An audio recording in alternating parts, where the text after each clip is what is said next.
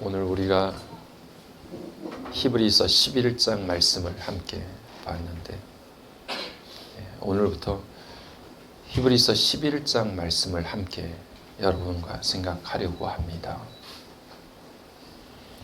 우리가 흔히 이야기하는 믿음에 관한 장이 히브리서 11장인데 히브리서 11장 1절과 2절 말씀을 보니까 믿음은 바라는 것들의 실상이고 보이지 않는 것들의 증거니 선진들이 이로써 증거를 얻었다고 말씀하고 있습니다.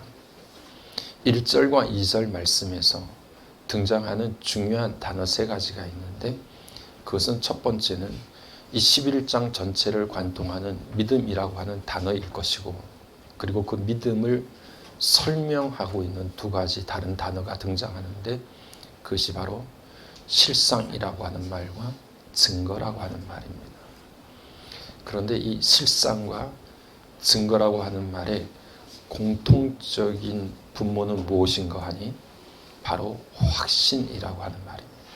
그러니까 하나님께서 오늘 우리들에게 이 믿음의 세계를 알려주셨는데 그 믿음은 다른 것이 아니라 우리에게 확신, 분명한 근거를 제시해 주는 것이 믿음이라서 우리가 바라는 것, 아직 손에 쥐지 않은 것, 만지지 못하는 것들을 생각할 때 그 바라는 것들을 마치 손에 쥐고 있는 것처럼 우리가 그것을 확실하게 붙들 수 있는 것이 실상이고 그것의 구체적인 내용이 증거라고 할 수 있는데 그것이 바로 믿음이다. 이렇게 이야기하고 있습니다. 실상이라고 하는 말이 헬라 말에는 휘포타시스라고 하는 말을 쓰는데 그 말은 휘포라고 하는 말 자체가 영어의 언더라고 하는 뜻이고 스타시스라고 하는 말은 영어의 스탠드입니다. 두 말을 같이 합치면 언더스탠입니다. 밑바닥에서 그것을 견고하게 붙잡아 주는 겁니다. 흔들리지 않도록. 어떤 상황에서도 그것이 견고하게 서 있을 수 있도록 우리를 확고하게 붙잡아 주는 것. 그것이 실상이에요. 언더스탠이라고 하는 우리가 이해하고 용납하고 받아들일 수 있는 것도 우리의 밑바닥에서 그것을 확고하게 붙들어서 그래 맞아. 그거 내가 이해할 수 있어. 이렇게 우리 안에 흔들리지 않는 믿음이 생길 때 그게 납득이 되고 이해가 되고 받아들여지는 것처럼 실상이라고 하는 말은 우리의 삶의 저 밑바닥이 흔들리지 않도록 무언가가 우리를 견고하게 붙들고 잡아매고 있는데 그것이 바로 이 확고한 확증, 우리 가운데 흔들리지 않는 그 믿음을 뜻하는 것이다. 이렇게 말씀하고 있는 것입니다. 이 믿음이 없이는 얼마나 많이 흔들리겠어요. 그러니까 실상이 없으니까 우리의 삶의 밑바닥을 붙들어줄 수 있는 견고한 기초가 세워지지 않은 상태에서 우리가 살아가니까 주어지는 상황과 순간순간들마다 얼마나 우리가 많이 흔들리고 요동을 치겠습니까? 그래서 오늘 본문에서 우리가 마지막 11장 6절에서 읽었던 것처럼 믿음이 없이는 하나님을 기쁘시게 할 수 없다고 이야기하고 하나님을 믿는 자는 반드시 그가 계신 것과 그가 자기를 찾는 자들에게 상 주시는 이심을 믿어야 할지니라 이렇게 결론적으로 11장 6절에서 말씀을 하고 있는 것이 우리의 삶이 순간순간 상황에 따라서 요동치고 이리로 가야 될까 저리로 가야 될까 흔들려서는 하나님을 기쁘시게 할 수가 없다는 거예요. 실상이 없는 삶.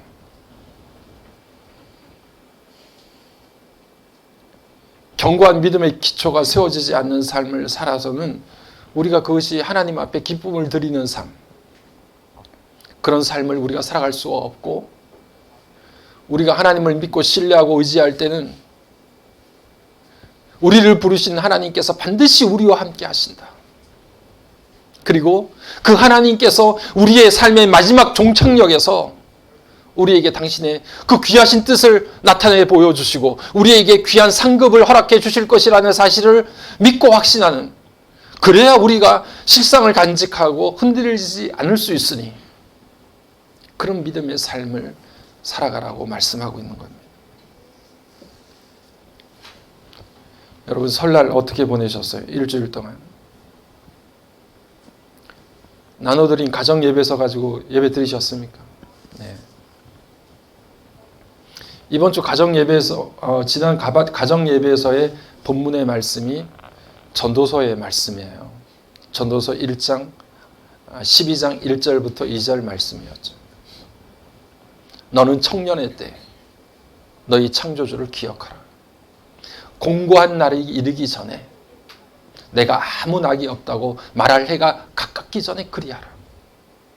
해와 빛과 달과 별이 어둡기 전에, 비가 내리고 다시 먹구름이 다가오기 전에 그리하라고 이야기합니다.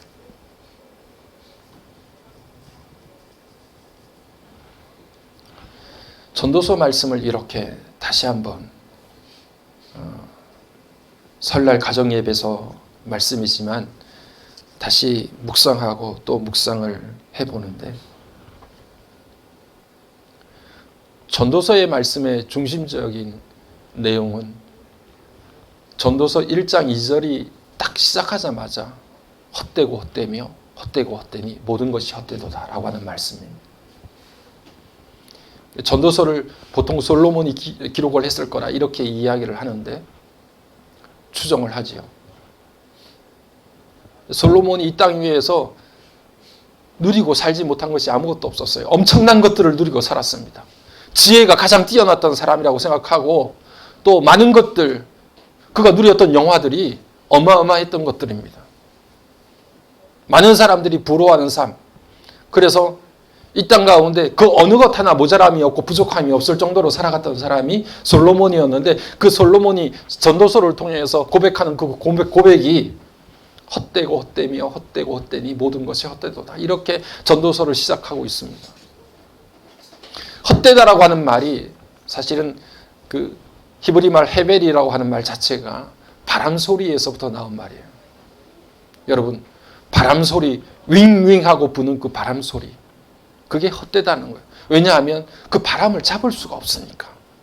우리는 뭔가 잡고 싶어서 열심히 쫓아다니고 구슬땀을 흘리면서 애를 쓰고 노력하고 안타깝게 발을 동동 구르지만 실상 우리 손에 붙잡을 수 있는 것들이 없고, 잡았다 하나 처럼 손가락 사이로 다 빠져나가는 인생을 살아보니, 솔로몬이 내가 누리지 못한 것이 없었는데 이 땅 가운데 너희들이 예측하지 못할, 생각지도 못할 만큼의 엄청난 것들을 누리며 살았지만 내 속에 아무것도 남아있는 것이 없다.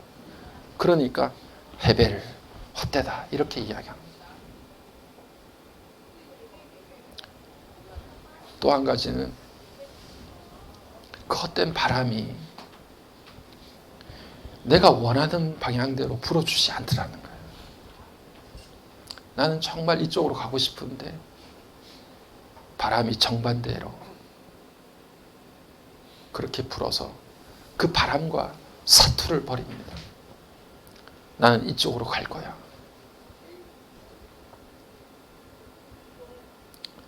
우리가 살아가면서 우리의 뜻대로 원대로 이루어지는 것들이 많지가 않습니다.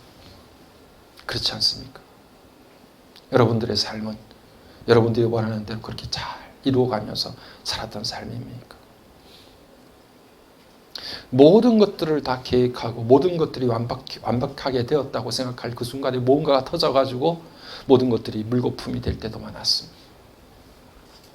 이쯤 하면 됐다라고 생각했던 그것들이 한순간에 무너질 때도 많았습니다. 우리가 원하는 대로 바람이 불질 않아요. 내가 가고자 하는 방향으로 순풍이 아니라 역풍이 불 때가 너무나 많습니다.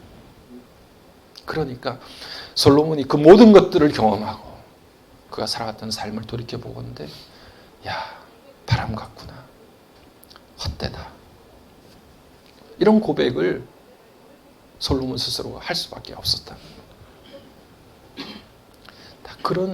그런 인생의 진수를 깨달았던 그가 인생의 고단한 길을 걸어가는 모든 사람들에게, 또 오늘 믿음의 길을 걸어가는 저와 여러분들에게 마지막 던져주는 메시지가 뭐냐 하니, 너는 청년의 때에 너의 창조주를 기억하라는 거.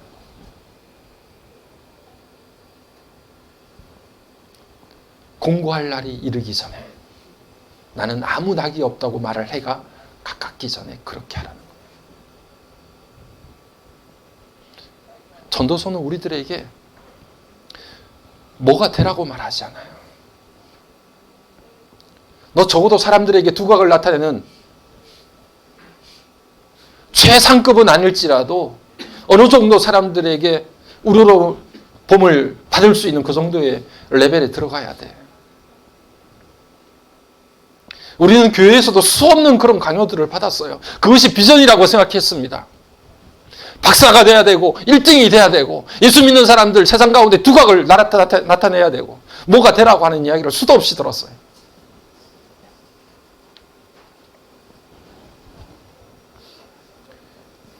전도서를 읽어보니까 그렇지 않더라고요.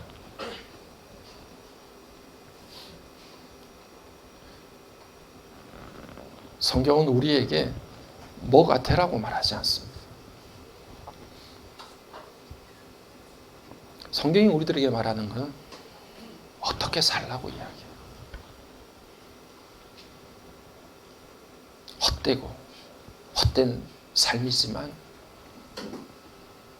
바람을 잡을 수 없고 그 바람이 어디서부터 어떻게 불어갈지 우리는 알 수 없는 삶이지만 그래도 내 삶 가운데 창조주를 기억해야 돼. 창조주 하나님이 너의 삶의 주인 되심을 고백하며 살아야 돼.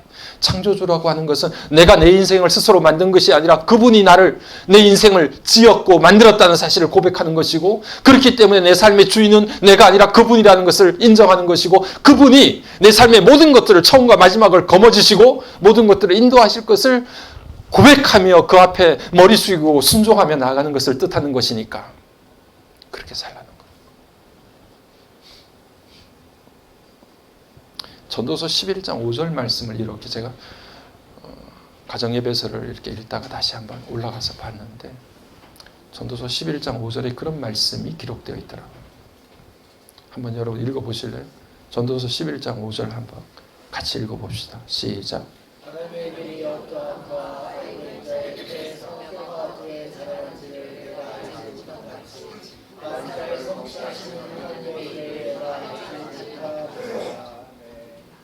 바람의 길을 알 수가 없잖아요.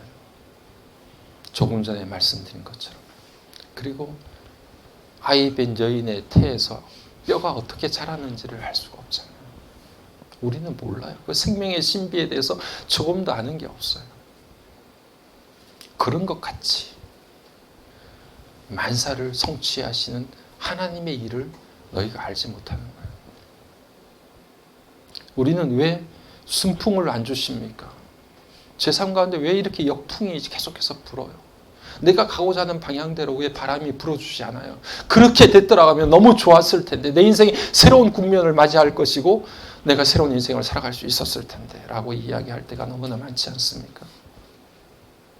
그런데 오늘 성경은 우리들에게 말하기를 만사를 성취하시는 하나님의 일을 이처럼 너희도 알지 못한다고 이야기합니다. 그래서 청년의 때에 너희 창조주를 기억하라고 하는 거예요.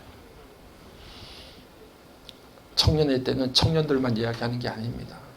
적어도 내가 하나님의 지으심과 부르심을 받았다고 생각하는 모든 사명자들은 다 청년이에요. 그것이 없다고 하면 그 사람은 청년 아닌 거예요. 나이는 비록 생물학적인 나이는 청년일지라도 하나님께서 오늘 우리를 이 땅 가운데 이곳에 우리를 불러주셨다라고 하는 철저한 사명감에 사로잡히지 않는다고 하면 그 사람은 청년이 아닙니다. 나이가 아무리 들어서 더 이상 움직이지 못할 그 상황이 있다 할지라도 하나님께서 나를 이 땅 가운데 보내주신 목적과 뜻이 있다고 분명히 확고하게 믿고 나가는 사람이 있다고 하면 그 사람은 생물학적인 나이가 아무리 죽음이 임종이 가깝다 할지라도 그 사람이 청년인 거예요. 청년의 때에 창조주를 기억하라.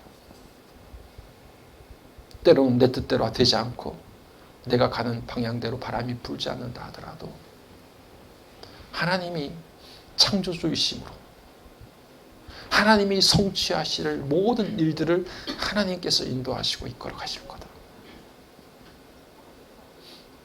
우리는 그 그림을 알지 못하고, 우리는 그 길을 알지 못하고, 바람의 길을 알지 못하든, 우리는 알지 못하지만 하나님께서는 저와 여러분의 삶을 끝까지 성취하시고 인도하시는 분이신 줄로 여러분 확고하게 믿으시길 바랍니다. 그래서 창조주를 기억하라고 하는 거예요.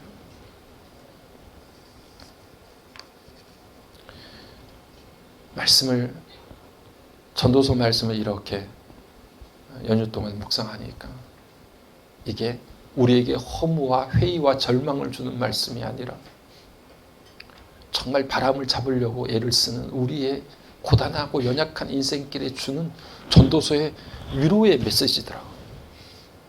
그래, 괜찮아. 그래도 괜찮아. 때로는 일들이 네 뜻대로 되지 않아도, 내 뜻대로 좀 이루어지지 않는 일들이 있다 할지라도, 목표가 여기인데, 목적지가 여기인데 그 앞에서 때로는 쓰러지는 일이 있다 할지라도 너무 애타게 하거나 그것 때문에 너무나 악쓰지 말고, 너무나 바둥거리지 말고, 아둥바둥하지 말고, 발 동동 구르지 말고, 그러지 않아도 괜찮아. 창조주 하나님을 우리가 기억하고 그 창조주 하나님을 믿는 한 그의 자녀들의 삶을 완성시키고 이끌어 가실 하나님이 우리를 끝까지 인도하시고 우리를 버리지 않는다는 사실이 있는 한, 그것을 기억하는 한 우리는 괜찮아. 너무 애타지 않아도 괜찮아. 너무 큰 위로를 주시는 거예요. 말씀.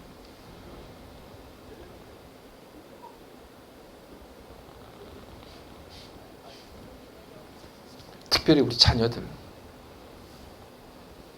내가 뭘 해야 될지, 어떤 걸 해야 될지 몰라서 막 힘들 때가 있잖아요. 뭐가 보였으면 좋겠는데 그게 보이지 않아서 답답하고, 누가 뭘 말하기 전에, 엄마 아빠가 뭐라고 말하기 전에 내 스스로가 너무 내 심적으로 괴롭고 힘들어요.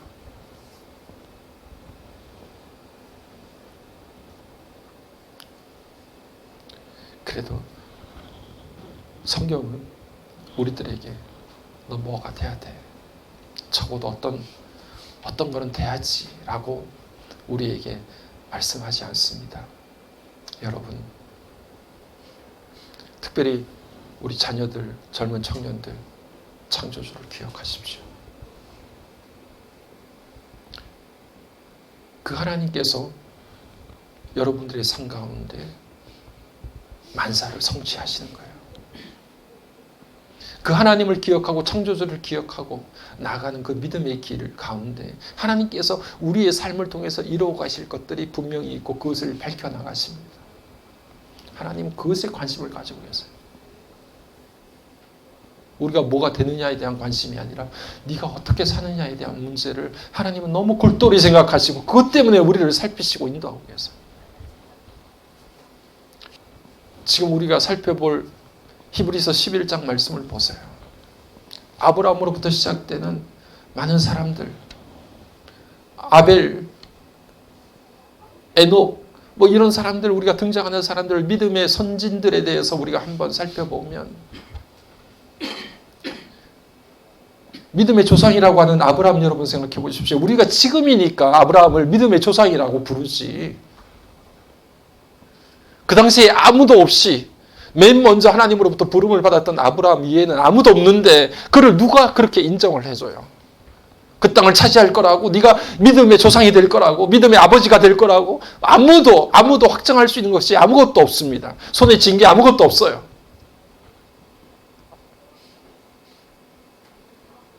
백세가 될 때 아브라함에게 남아있던 것은 무엇입니까? 백세가 되어서야 얻을 수 있었던 것이 이삭 하나였잖아요. 그것도 우여곡절 끝에 그렇게 오래 기다렸건만 줄 듯 말 듯 하더니 백세에 이삭 하나를 얻은 것, 그거 이외에는 아브라함이 눈으로 확증한 것은 아무것도 없는 거예요. 하나님께서 처음 75세쯤에 아브라함을 부르셨다고 하면 그가 그 먼 땅에서부터 부름을 받아가지고 가나안 땅까지 가는 2500km 정도의 그 먼 길을 걸어갔을 때, 그때에는 하나님이 어마어마한 일들을 그를 위해서 준비하고 그 가정을 위해서 준비해 주실 것이라고 하는 부푼 기대에 그렇게 차 있었을지도 모릅니다. 그런데 정작 도착하고 보니까 거기는 낯선 땅이고 그에게 주어진 약속들은 쉽게 이루어지지 않았어요. 그렇지만 아브라함, 이삭, 야곱은 그 하나님의 약속의 말씀을 믿고 그렇게 한 걸음 한 걸음씩 나아갔던 겁니다. 여러분, 믿음의 선진들의 삶을 히브리서 11장이 낱낱이 이렇게 우리들에게 밝혀주고 있는데 그들의 삶을 하나하나 우리가 뜯어보아도 그 어떤 사람이 뭐가 됐다 이렇게 이야기하는 게 아니라 우리에게 주시는 공통적인 그들의 삶의 한 줄기 한 줄기가 우리에게 알려주시는 바는 그는 이렇게 살았다예요. 적어도 그는 이렇게 살았다. 여러분, 그게 믿음입니다. 믿음이라고 하는 것은 뭐가 되라고 하는 말이 아니라 너는 적어도 이렇게 살아야 된다. 어떻게 살아야 돼요? 이렇게 살아야 된다. 이 말이에요. 여러분. 여러분, 우리가 읽었던 아벨이라고 하는 사람의 이야기가 나왔는데 우리가 아벨에 대해서 너무나 잘 알지 않습니까?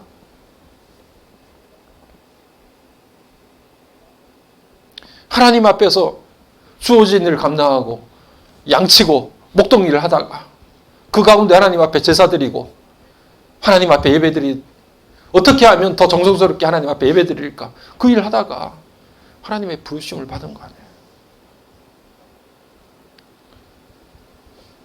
이 얼마나 어처구니가 없는 일이고 허무한 일입니까?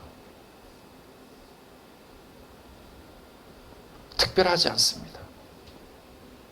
자기에게 주어진 일들을 하고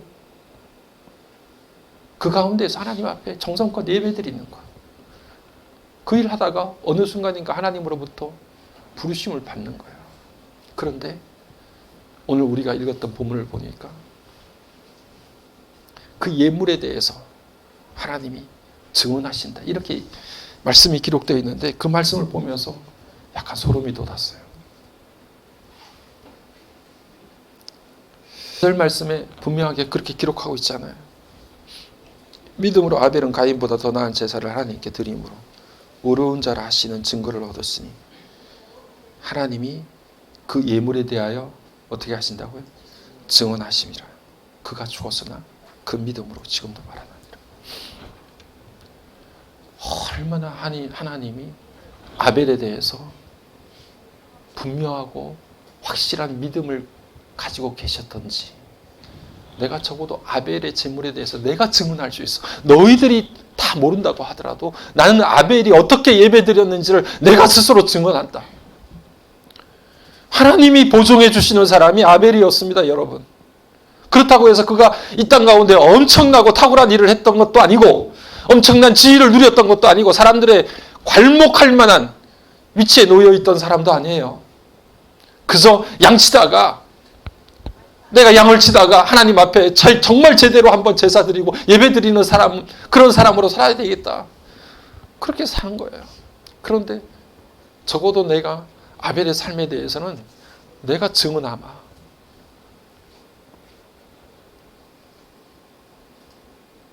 내가 보증하마. 여러분, 성경을 우리가 다 뒤져보고 찾아봐도 하나님이 아예 대놓고 내가 저 사람의 삶은 내가 보증해, 내가 증언해 이렇게 하신 사람이 몇이나 있습니까? 여러분? 예? 여러분, 성경 읽다가 그런 사람들 많이 보셨어요?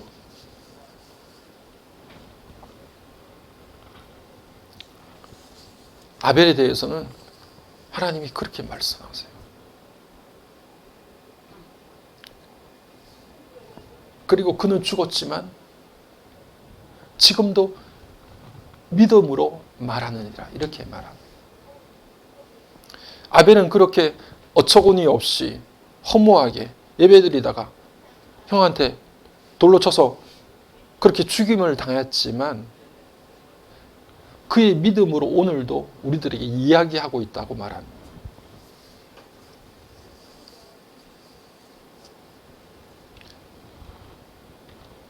우리는 가고 믿음은 남습니다. 믿음은 살아서 계속 이야기를 합니다. 제가 가끔 그림 이야기 할 때가 있는데, 여러분 우리나라에도 그림이 제일 비싼 그림이 이중섭이 그림, 박수건 그림 이런 그림이에요. 근데 이중섭과 박수근의 삶을 이렇게 보면 지질이 궁상으로 살았습니다. 이중섭은 저 피난 가서 제주도에 살았던 그 집 가보면 정말 한 평, 두 평 되는데 6명이 그냥 자식들 데리고 거기서 그렇게 삶을 아주 가난한 삶을 살고, 나중에는 정신 이상이 올 정도로 그렇게 험난하고 어려운 삶을 살고 고생스러운 삶을 살았던 삶이에요.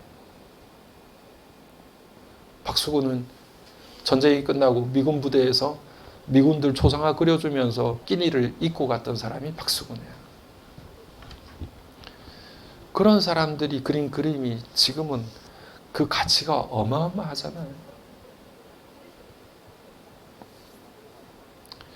반고은은 어떻습니까? 고우도 엄청나게 가난한 삶을 살았죠. 동생 태호가 보내주는 한 달 보내주는 조금의 돈이 없이는 물감을 살 돈도 없었고 그림을 그릴 수도 없는 상황. 지금은 세계에서 최고의 가치가 가는 미술 작품이고 어마어마한 돈을 주어도 살 수가 없어요. 그림을 그리는 사람들은 죽어도 그림으로 말합니다. 그 그림이 오늘도 수십 년, 수백 년이 지나도 그 그림들이 사람들에게 메시지를 전달해요. 지금도 이야기를 해요. 이중섭은 어떻고 박수근의 그림을 보고 사람들이 이야기를 하고 반고흐의 그림을 보면서 사람들이 지금도 이야기를 하고 한국에서 고흐의 전시가 지금도 되고 있단 말이에요. 노래를 하는 가수들은 노래로 그 사람은 가도 그 노래가 사람들과 이야기를 합니다. 예수 믿는 그리스도인들은 믿음으로 말하는 줄로 믿습니다. 네. 우리는 가도 믿음이 남아서 믿음으로 말하는 거예요.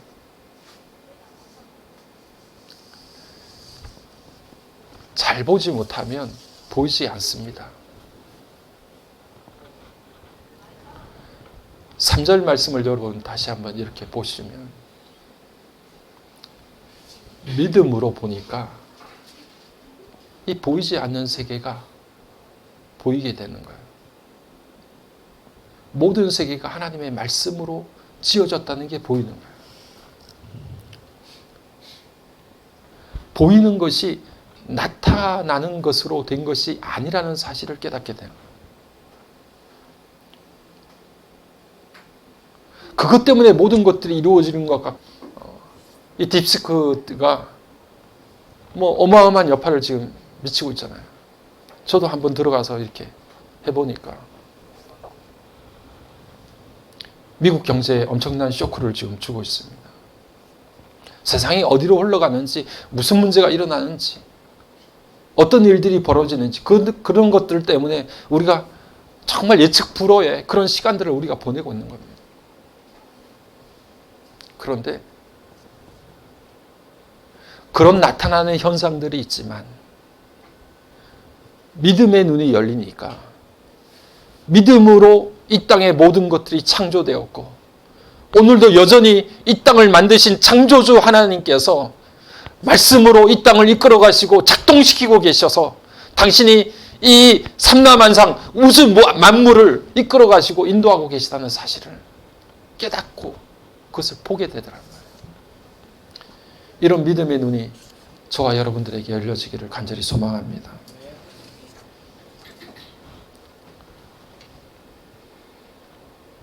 지지난주에 우리 김홍희 목사님 요한복음제 이렇게 말씀을 하셨는데 요한복음 말씀하시면서도 첫 번째가 그거 아닙니까? 요한복음 1장 12절 우리가 잘 아는 말씀처럼 우리가 하나님의 자녀가 되는 권세를 주셔서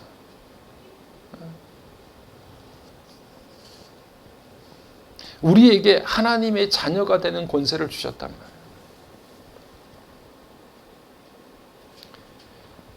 에베소서의 바울이 우리에게 1장 3절서부터 바울이 엄청난 감격과 감정에 휩싸입니다. 그래서 하나님에 대해서 그 넓은 우주적인 하나님의 통치와 다스림에 대해서 가슴이 벅차올라서 에베소서 1장 3절부터 찬송하리로다 이렇게 목청껏 바울이 외치고 있는데 그 문장이 얼마나 가슴속에서 막 쏟아져 나오는지 쉼표도 없이 막 마구 쏟아내는 그런 말들이 에베소서 1장에 가득 차 있는데 찬송하리로다 하나님, 우리 주 예수 그리스도의 아버지께서 하늘에 속한 모든 신령한 복을 우리에게 주시되 라고 이야기합니다. 하나님께서 어마어마한 신령한 하늘에 속한 신령한 복을 우리들에게 주신다. 너무나 감격스러워서 그 하나님을 찬송할지로다 이렇게 외치고 있어. 그런데 그 신령한 복이 뭐냐? 곧 창세전에 그리스도 안에서 우리를 택하사 이렇게 해요. 우리를 사랑 안에서 거룩하고 흠이 없게 하시려고 그 기쁘신 뜻대로 그리스도 예수로 말미암아 자기의 아들을 삼으셨으니 이렇게 이야기합니다. 그러니까 우리는 하나님의 자녀가, 믿음으로 하나님의 자녀가 됐다라고 하는 이 지위가 너무나 놀랍고 하늘에 속한 정말 신령한 복들 중에 첫 번째예요. 하나님의 자녀가 됐다는 것. 이 우주적인 드라마에 우리가 주인공이 됐다는 사실 때문에 바울은 너무나 가슴이 벅차서 막 그것을 소리치고 쏟아냅니다. 하나님께서는 저와 여러분이 하나님의 자녀가 된 것, 그거 이상으로는 관심이 없어요. 여러분 이걸 마음속에 꼭 붙들고 명심하시기를 바랍니다. 여러분들이, 저와 여러분들이 그 하나님의 자녀가 된, 그 하늘에 속한 신령한 복을 받아 누리는 하나님의 자녀가 된 것 말고는 하나님은 더 이상 관심이 없어요. 이제 우리가 받아야 될 가장 중요한 복을 우리가 누리며 사는 겁니다. 그런데 우리가 믿음으로 살아야 된다는 것은 뭘 말하느냐 하면 우리가 어떻게 살아야 되느냐에 대해서 하나님이 우리를 살피시고 관심을 가지고 계세요. 오늘 여러분들의 직장에서, 여러분들의 가정에서, 우리가 하나님의 공동체 안에서 어떻게 사는 게 믿음으로 사는 걸까? 많은 것들이 우리를 마구 흔들어대도 내게 정말 내 삶의 밑바닥을 꽉 붙들고 있는, 정말 언더스탠하고 있는 그 실상이 나에게 있는가? 그래서 요동치지 않고 마지막까지 견고한 내 믿음의 길을 끝까지 걸어갈 수 있도록 만들어주는 그 확고한 확증, 그 실상과 증거가 내 삶 가운데 여전히 있는가? 그거 붙들고 살아가는 것. 그게 하나님께서 우리들에게 가지시는 관심이에요. 그런 믿음의 삶을 히브리서 11장에 등장하는 수없는 사람들이 보이지도 않고 만질 수도 없는데 하루하루 그렇게 살아간 거예요. 우리의 눈이 열려서 보이는 것은 나타나는 것으로 말미암이 아니니라 말씀하시는 그 말씀을 볼 수 있기를 바랍니다. 아벨이 죽었지만 여전히 믿음으로 말하는 그 이야기를 들을 수 있는 귀가 여러분들에게 열리기를 바랍니다. 들을 수 있다는 것은 채널을 맞추면 들려지는데 그 채널이 뭐냐? 믿음입니다. 우리도 믿음의 채널을 맞추면 아벨이 죽었지만 그 죽음 이후에 믿음으로 말하는 그 이야기를 들을 수 있는 귀한 역사가 나타나게 됩니다. 오늘도 저와 여러분 한 해를 또 어떻게 살아야 될까요? 믿음으로 살아야 되겠습니다. 믿음으로, 직장에서 믿음으로 살길 바랍니다. 여러분의 사업장에서 믿음으로 사십시오. 여러분의 가정에서, 우리 교회 공동체에서 믿음으로 살아가는 저와 여러분의 삶이 되기를 주의 이름으로 간절히 축복합니다.